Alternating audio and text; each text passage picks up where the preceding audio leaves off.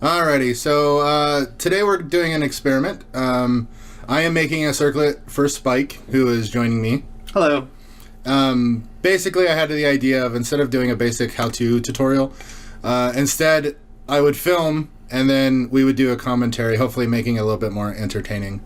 And yeah, see, look at the back of my head, man. It looks so weird. It's like one of those angles that you just never see yourself. I can't stop looking at my butt. It's just so huge. Alright, so this is I'm making a circlet. It's basically out of Warbler, using techniques that I've talked about before on the channel. I'm trying not to burp because I just ate a delicious burrito. So basically here what I'm doing is I'm just I'm cutting out the base of the circlet, which is kind of neat about Warbler is that, like, if you can make it out of fun foam, you can encase it in Warbler and be permanent. So there's a lot of really cool detail stuff you can do with it. Nifty. Yeah, it's pretty awesome.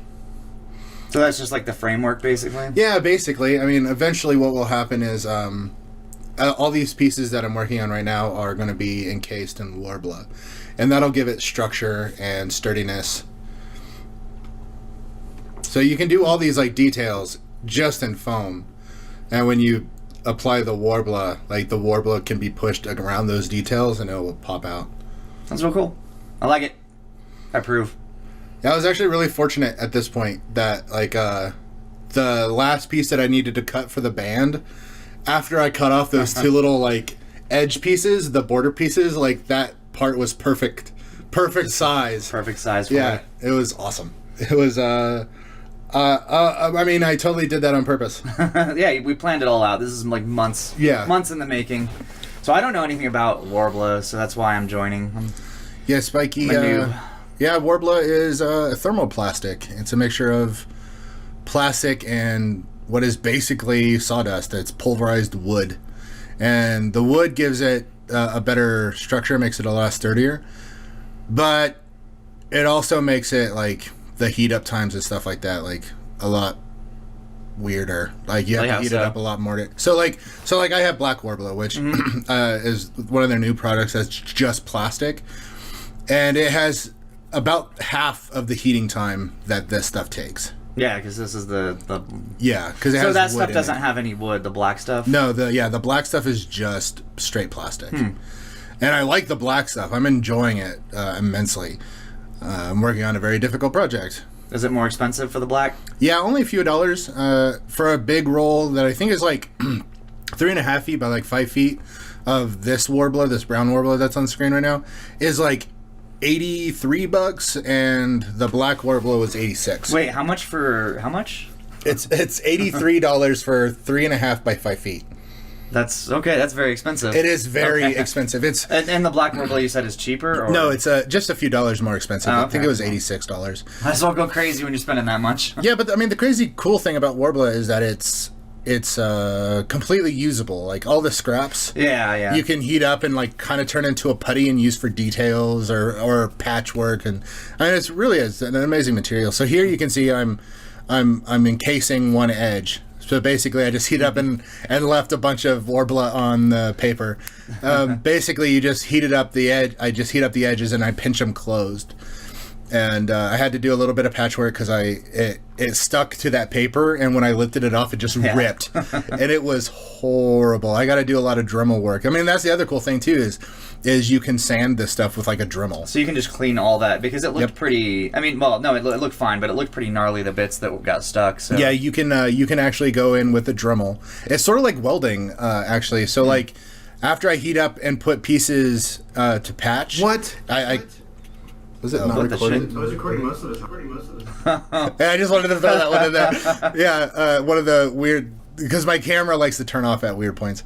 What was I saying? Oh yeah, so once you heat it up and press, like, your patches on, it'll actually, like, when you sand it, like, you won't even see where you patched it. That's cool. And so I'll heat them up and shape it to the person's head as closely as possible, so they get really good fits.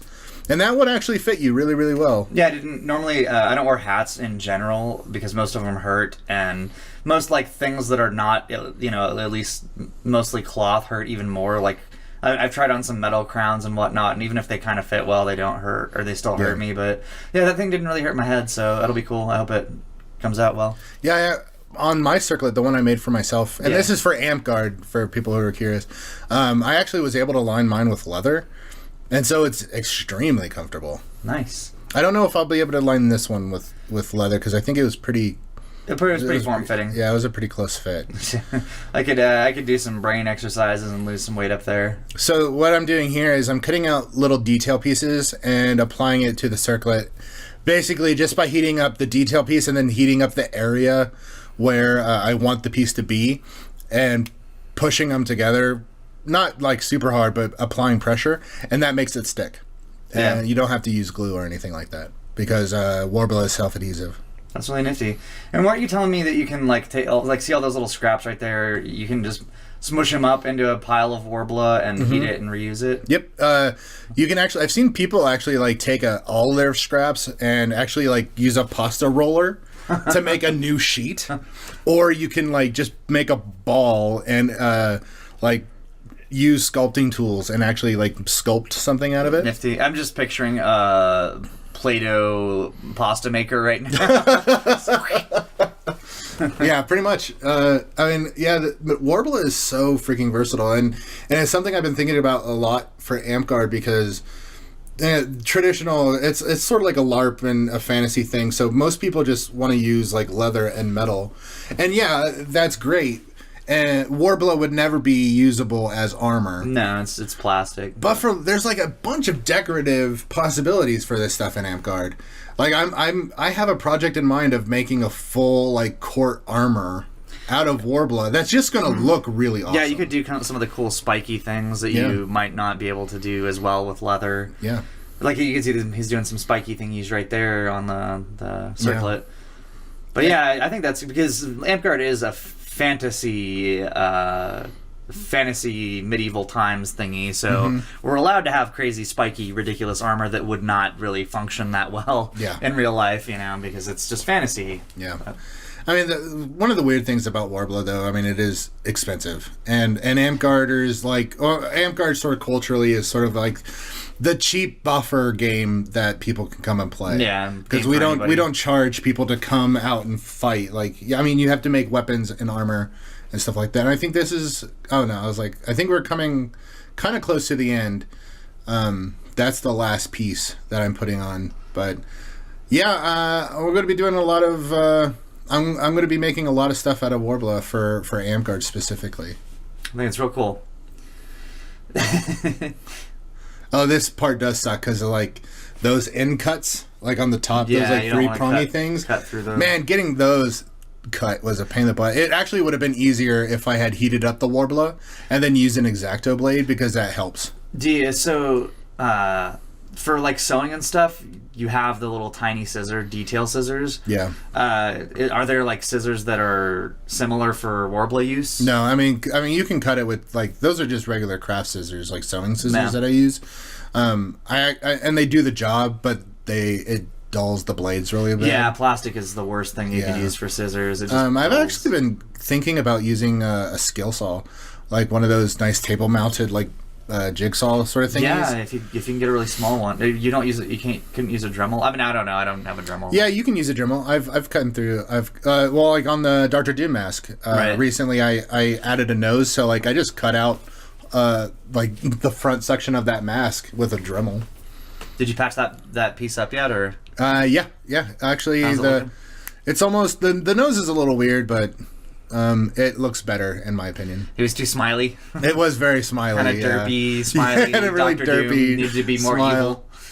Yeah.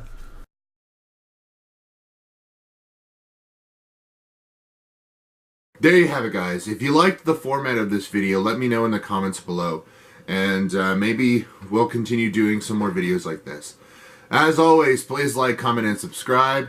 And if you got a moment, share this with your friends. Bye, nerds.